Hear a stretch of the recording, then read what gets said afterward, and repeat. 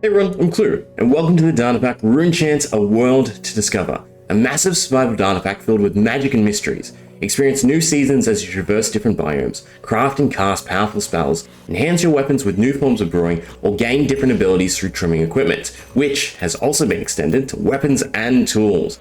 With 8 new advancement tabs to pursue, come experience a whole new world. The data pack is finally at a state release, so no better time to start playing and preparing for more endgame content to come.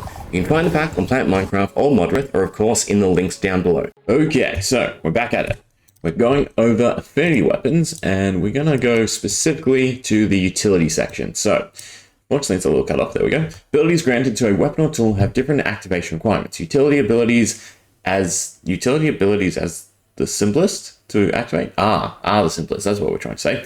Each enchanted book and heart of affinity will create different combinations.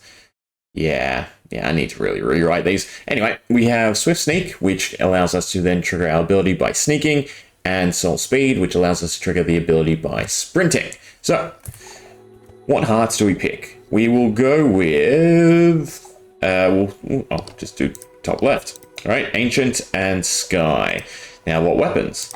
We'll look at the pickaxe and shovel, why not, right? So they all do have unique textures. Now, again, starting off, all you need is Enchanted Book, a heart, and a tool, right? So we want Soul Speed for one of them, and you come over to the crystal one, right? 1, 2, 3, combine together, we get ourselves a nice hammer shovel, right? With trigger effects by sprinting and ancient affinity. Then we can do the same with our pickaxe, but instead of Soul Speed, we'll go back to Swift Sneak.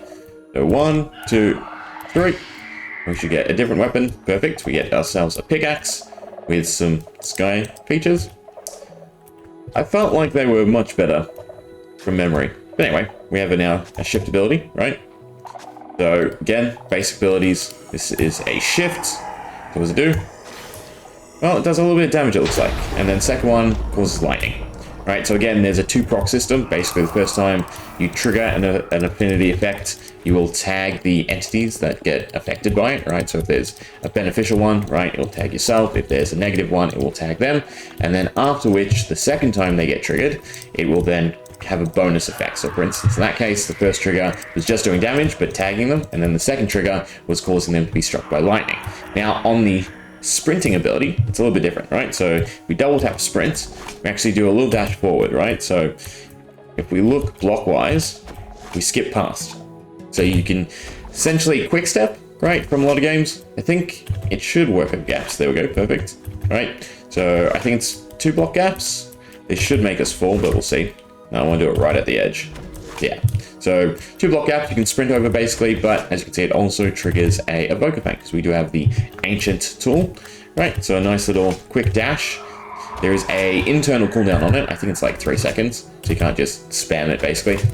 But where again does the complex nature of these abilities come into play? Well, off of the crystal. So I've picked out some utility effects for us to look at.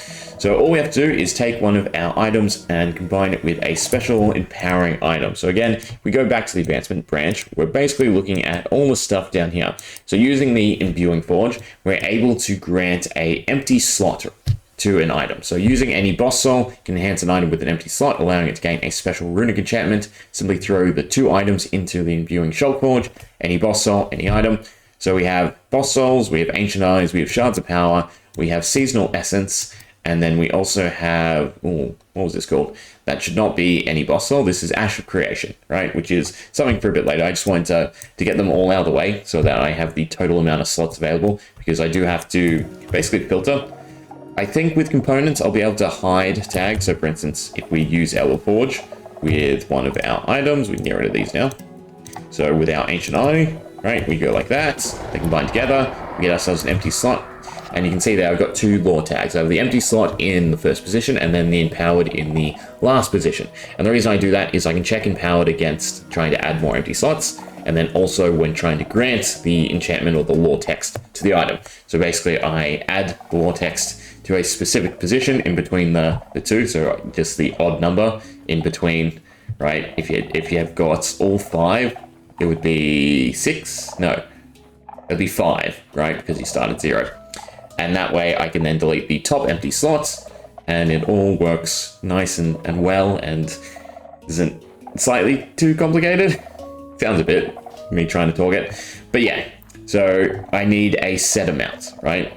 But with components, I should be able to hide the empowered, because again, it will end up being quite a big image, but I digress.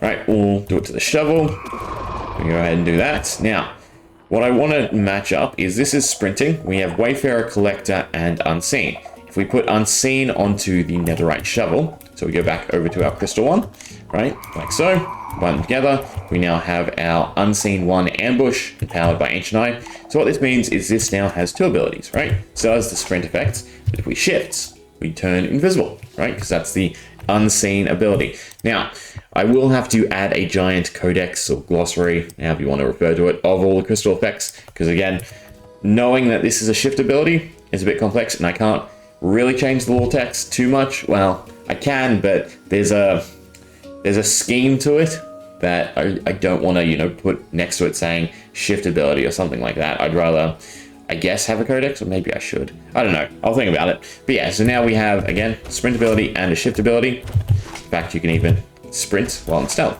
although you do have to have the weapon in hand, so that's a little caveat. But why I wanted to show this off is because now if we take it to the actual shift ability weapon, right?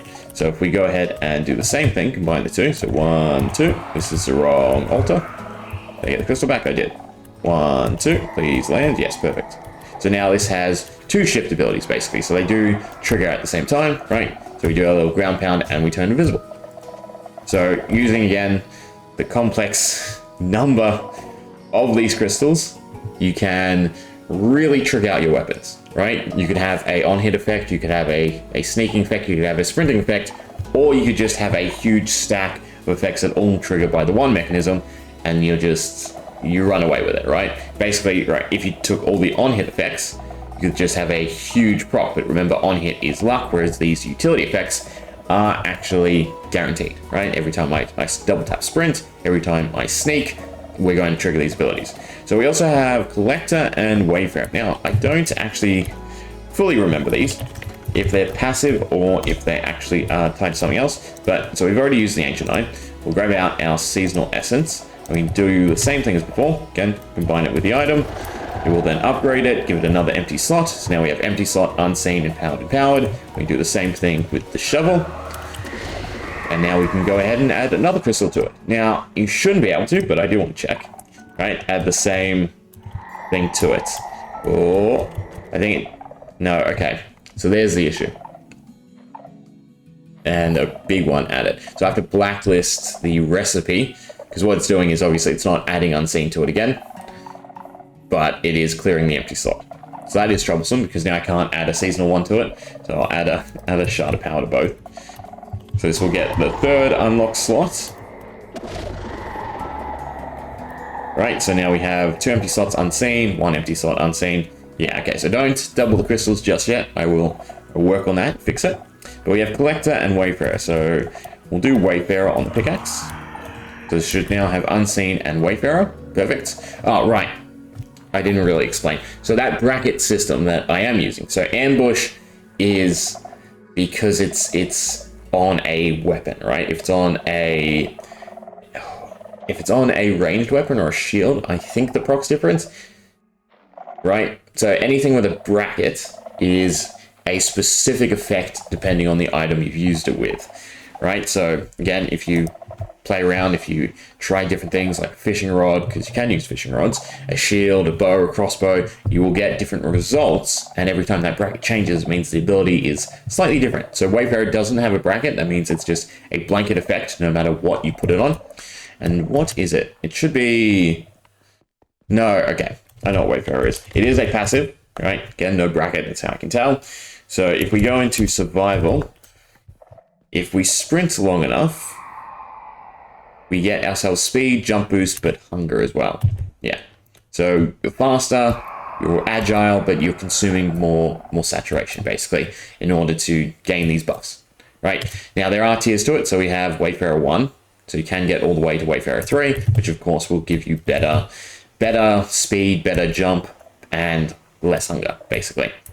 So then we also have Collector, middle one. We'll go chuck that on the shovel. And that gets us probably another passive from what I remember. Yes, okay. So collector should be a gathering of items. Yeah, so when I shift, it will pick up any items in the vicinity. I don't quite remember the range. I do know the range increases, again, with the level of the enchant, right? So collector 2, collector 3.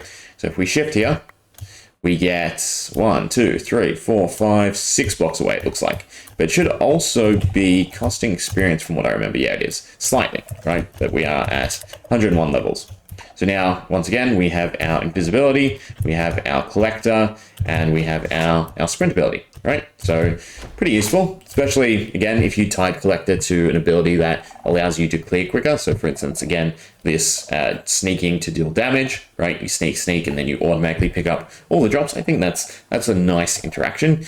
But again, lots of crystals for you to play around with. And tiers to them as well, right? You might have better effects with lower tiers because, again, the benefit to negative ratio or the XP cost will all matter. Use a higher tier crystal, the XP cost will be greater. Use a lower tier crystal, the effects will be lesser, but so will the experience cost. So you don't want to obviously make a weapon that's way too costly because then it will just tax your experience. So yes, again, experience is a very big part of the pack and is basically fuel for the majority of things aside from actual magic, which is lapis. But for a lot of crafting, then you still need experience. And then of course you can just of course add attributes. So the red crystals are just attribute stats. Do we have an empty slot? We do. Perfect.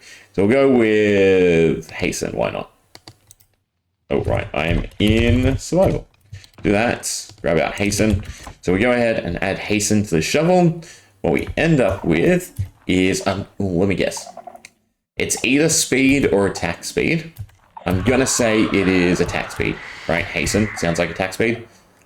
It is. So 5% attack speed, but also negative 5% armor toughness and armor. Yeah. So all of these will be 5% positive, 10% negative. Again, to balance them, you can stack them all up, right? You could go full offensive and then really diminish your health and armor or knockback, right? I'm trying to remember what the balancing is. But again, 5 slots, 5 abilities, 5 attributes, 5 modifiers, along with, of course, the broader one, which is the enchanted book and the affinity. So, oh, actually, I should mention that. You don't need an affinity weapon, right? So I can just take a normal sword. We're not done with it just yet. I can do that. And then with my normal sword, I can go ahead and just add, for instance, Unseen to it again. So you don't need the affinity proc, which is something I'm thinking about doing for spellbook, so you don't have just the basic spell effect. You can just then make charm effects, and it might be a little bit better. But yeah, so now we have a normal sword that allows us to go unseen, so you don't necessarily have to use these abilities or any of the enchanted book abilities. You can just use the actual crystal abilities if you want. So again, access to 5 crystal abilities, access to 1 broader affinity ability, or again, vice versa with the attributes in red. And then there are 3 tiers to each of the crystals: green, purple, and gold. Yeah.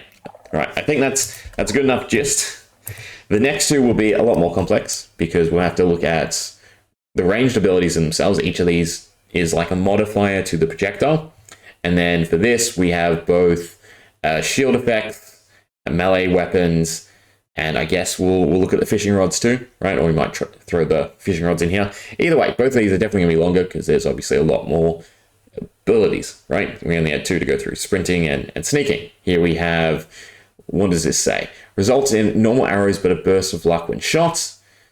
Will result in extra arrow shots. Will result in arrows homing to the nearest entity. And will result in the shooter being teleported to the arrows when a target is hit. Which I know off the top of my head is a little bit buggy in the detection. So again, lots of stuff that I need to realize is not as good as it could be and fix it as we go along. Which is, again, the whole real objective of this series. Not only to show off the features, but also to allow me to test, right? And then fix. Anyway, we'll leave it there. Hope you enjoyed. See ya.